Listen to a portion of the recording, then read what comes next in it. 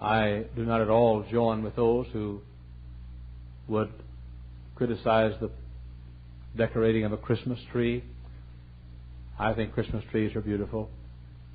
I do not believe that it is heathenism or paganism to have holly around the house. I do not think it is heathenism or paganism to decorate and have a beautiful Christmas tree and think for a while of others and of Christ. I was reading my paper the other day. I love the newspaper. I don't like all the newspapers. I don't like all what they say, but to me it's the best bargain in the whole world. A dime for hundreds and hundreds of pages. But I was reading the newspaper, and I was thanking God that there's a season of the year when people get their attention on others for a while. Christmas is a season when the firemen repair toys and make them well for little children. Christmas is a season when the service station man is friendlier than any other time of the year. When the clerks are a little extra careful to say Merry Christmas. When people share one with the other. When we give to others. Christmas is a season when we take baskets of fruit and toys to the underprivileged. Christmas is a season when we take turkey or chicken and some cranberry sauce and dressing to those who are not able to eat because of a lack of funds. Christmas is a season when we wish folks happiness and people are kinder than usual. It's a season when all of a sudden the fellow who's blind down the street becomes the object of our attention and we give him a little more attention than usual. It's a season when the hospitals are visited perhaps more than in any other season of the year. When the deaf are not forgotten. When the poor are not overlooked.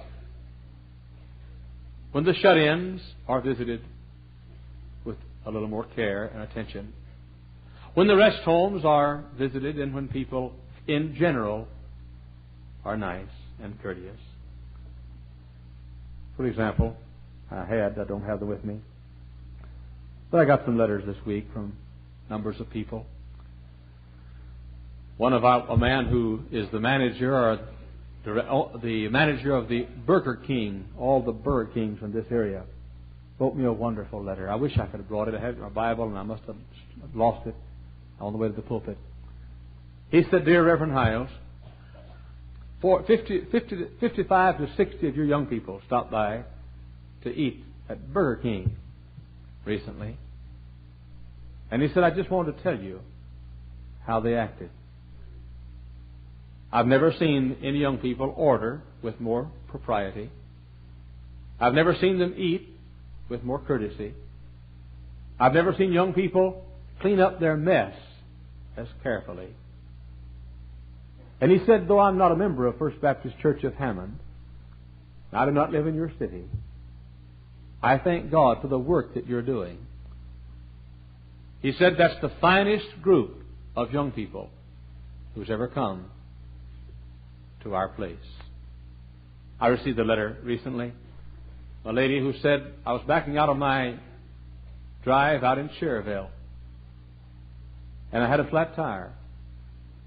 And a young man who came by stopped and helped me change the tire, fix the flat. She said, what can I pay you? And he said, you can pay me by attending the First Baptist Church of Hammond, where I go to church. Christmas is also the season of trains. And so is Groundhog Day. She said, he said, you can pay me by coming to my church, First Baptist Church of Hammond. And she said, though I'm not able to attend the church services, I do want you to take this $5 bill as an offering. I received a letter this week from one of our fine ladies. She said, Pastor, she said, thank you for teaching us to live for others. And then she proceeded to tell about some wonderful things that she and others were doing for somebody else during the Christmas season. Right over here across the tracks, I think on Willow Court, anyway, just across the tracks, north of here, there's a little lady who is blind. an invalid and a shut-in. I received a wonderful letter this week from her husband, thanking the First Baptist Church of Hammond for all that we had done for her. I wish I had time this morning, and I'm going to chat with you as your pastor, sort of exhort you this morning and love you a little bit and talk to you about life. Tonight I'll preach to you a little harder. I get mad at you tonight, but this morning I'm going to sort of up some salve a little bit, sort of pussyfoot. When David was a little boy about 3 years old, I'd say, "David, what you going to be when you grow up?" He said, "A preacher." I said, "What kind of preacher? Old-fashioned hellfire and brimstone preacher or a pussyfooter?" He said, "A fustyfootser." I'm going to be a fustyfootser this morning, but I wish I had time to tell you of all the wonderful things. Folks don't know them. Doc, I could stand this morning if I had the time and were disposed to do so. I could talk till midnight tonight and never repeat a story of what our people are doing in this holiday season for others.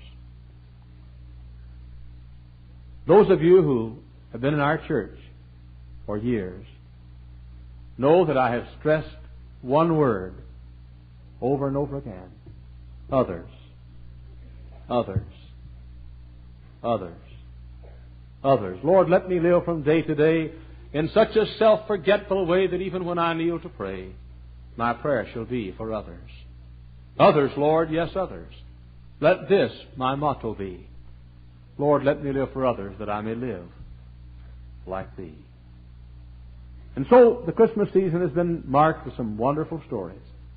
I could tell you about a boy, young man, teenager, who had no Christmas at all, so a poor family could have Christmas. I could tell you about some young people. Better be still and quiet or I'm going to quit fustyfootsing.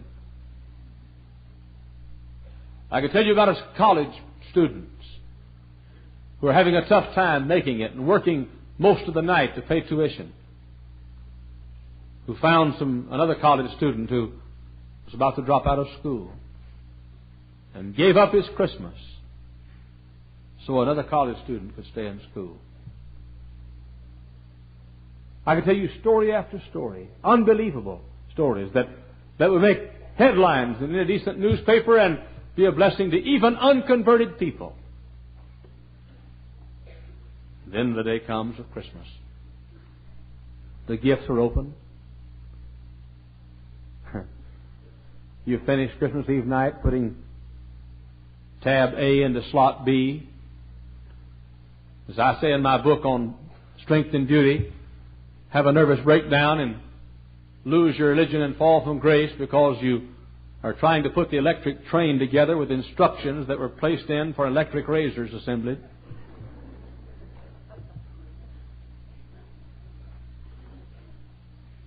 And along about 3 o'clock in the morning, you want to curse Santa Claus and die. But then, Christmas morning, all the little tots, the wide eyes, the excitement, the thrill. Those who had left cookies and cakes for old St. Nicholas to devour, never stopping to wonder why Father and Mother have gained weight through the night.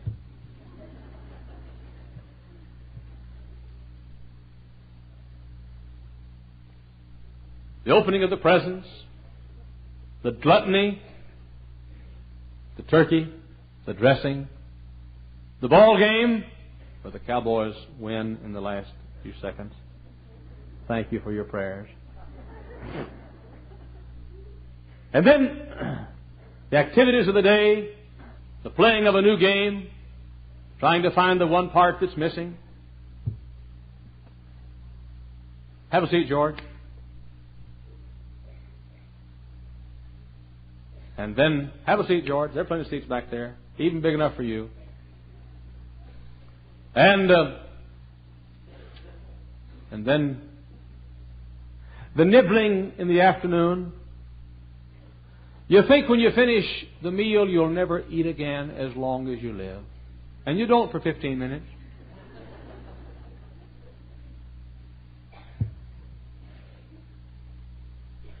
And then there comes a part of Christmas which is the tough part. I have a chapter in one of my books called Christmas is Over. Christmas is over. Anybody who has ever enjoyed a Christmas day knows that melancholy, empty feeling that comes at night, on Christmas night. Read the first chapter in my book on when I talked to the Christmas tree. One Christmas night, I talked to the Christmas tree. And the tree that last night was banked with gifts is all of a sudden forgotten. Nothing but a few old pieces of paper, and maybe not even that. The tree where once people had gathered now is forsaken and forgotten. And each goes to his own room alone. And that melancholy feeling comes. That lonely feeling. And it's always that time when some nut on the radio has a symphony orchestra playing, or an opera. And I love symphony music, and I love opera, but it makes me melancholy enough. And then the most melancholy thing of all is when you scan the pages of your checkbook. You sit on Christmas night, and you wonder, what's that? It's all over. It's all over. For a few days, what happened? What happened? Here it is. Here it is. For a few days, you found the answer to life. For a few days, you really found the answer to what life is all about. You spent the entire year trying to be happy and being miserable. But for 5 or 6 days, you thought about the blind lady across the tracks. For 5 or 6 days, you thought about the deaf fellow who's down the street. For 5 or 6 days, though shopping is sometimes so often a fallacy and materialistic and secular, but nevertheless, you did think of somebody else. What shall I buy Uncle George? Or better still, what color socks shall I buy Uncle George this year? What shall I get Aunt Susie? What shall I get my little boy Johnny? Or what shall I get Mary? What shall I get this one? And your mind is on somebody else besides yourself. What shall I buy for this one? What shall I buy for this one? And you found the secret. You're happy for a while. But all of a sudden you get melancholy. You know why? Because you've gotten back to receiving again. Strange thing. The buying of all the presents made you happy. And the thinking of somebody else made you happy. But the opening of your own presents left you melancholy. Do you know what happened really? For a few days you had found the answer, and for one day you lapsed back into that which is not the answer. For one day you lapsed back into selfishness. What will I get? What will I eat? How will I feel? What will it mean to me? And for a few days you've lived in the real answer to what life is all about. And then the day after Christmas comes. And the garbage man wishes that he'd been a plumber. And the boxes are all carried out. And the dog throws the garbage all over the yard. And in the case at our house, all over several yards. But wait a minute. Wait a minute. On December 26th, folks, that blind lady